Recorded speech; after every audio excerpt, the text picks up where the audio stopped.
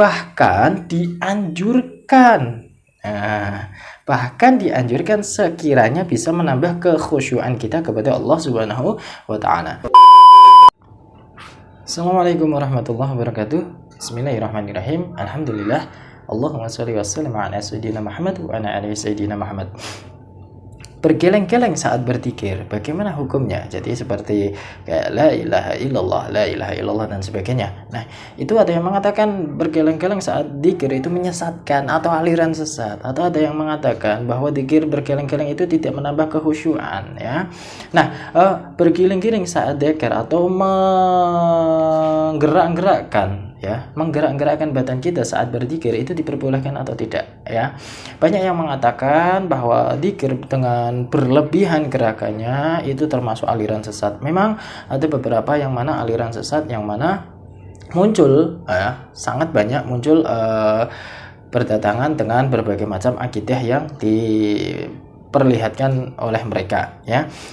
Jelas kita menurut Rasulullah SAW saja, umatku akan terpecah menjadi 73 golongan dan satu akan masuk ke dalam surga, 72 golongannya itu tidak akan masuk ke dalam surga. Nah, itu siapa atau apa, aliran apa, kita tidak tahu. Hanya yang tahu adalah hanya Allah Subhanahu wa taala. Nah, pokok permasalahannya adalah yang terjadi pada kalangan masyarakat saat ini adalah bolehkah berzikir bergeleng-geleng, ya, atau bergeleng kanan kiri ketika saat berzikir, apakah itu diperbolehkan, ya.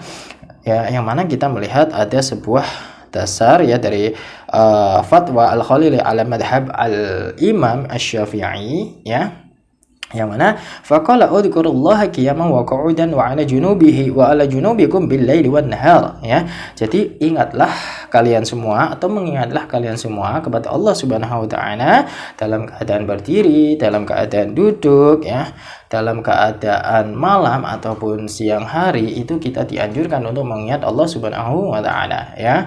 Kita duduk mengingat kepada Allah atau dengan bacaan istighfar astaghfirullahaladzim, astagfirullahaladzim. Kita dalam keadaan berdiri, contohnya kita mengingat Allah lagi, subhanallah, subhanallah, alhamdulillah dan sebagainya, dalam waktu siang ataupun malam, ya. Berzikir dalam keadaan duduk ataupun berdiri itu dianjurkan, sangat-sangat dianjurkan, ya, untuk kaum muslimin, ya. Atau kaum muslimin itu berarti otomatis muslimat sudah pasti disebut, ya.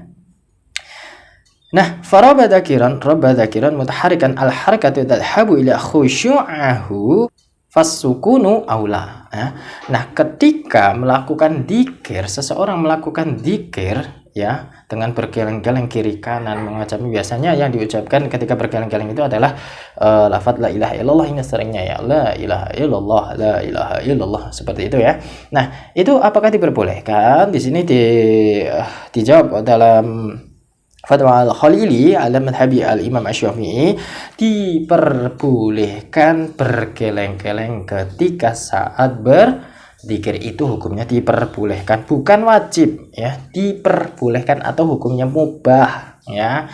Definisi dari diperbolehkan itu adalah mubah, ya, bukan berarti disunahkan, bukan berarti diharamkan, tapi diperbolehkan. Sesuatu yang diperbolehkan atau hukumnya mubah, ditinggalkan tidak apa-apa, dilakukan ya tidak apa-apa, tetap dapat keutamaannya sendiri-sendiri. Ketika meninggalkan tetap dapat keutamaan, tetap ketika melaksanakan tetap dapat keutamaannya sendiri-sendiri. Jadi itu definisi dari sebuah mubah. Bahkan dianjurkan. Bahkan dianjurkan sekiranya bisa menambah kekhusyuan kita kepada Allah Subhanahu wa taala.